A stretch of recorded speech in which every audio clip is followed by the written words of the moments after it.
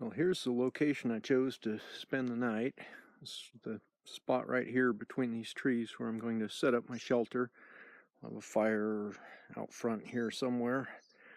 This is the same location I spent night last winter on New Year's Eve.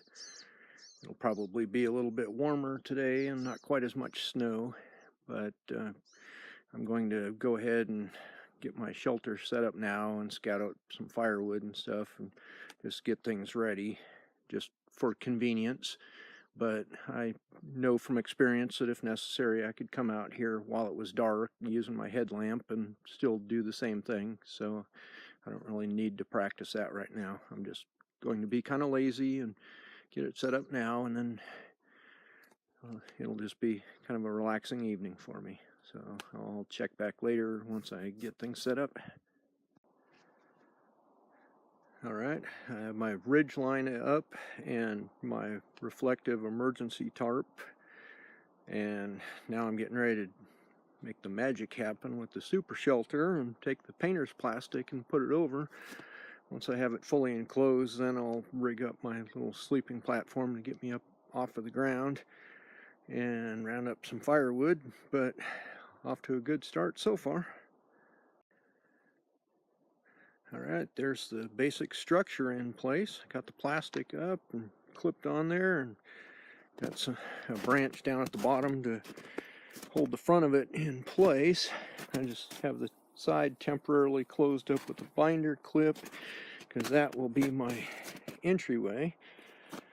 And then on the back side, got snow along there and on the other end to seal up around the plastic and keep it all in place.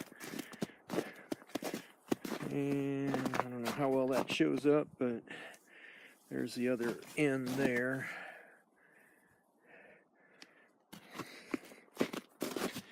The idea being that when I build my big fire out here, that the radiant heat will pass through the plastic and then reflect off of the foil lining on the emergency tarp, and will then convert to convection heat instead of radiant, which will be contained by the plastic and keep the inside of that shelter much warmer than you would think possible with just that thin plastic.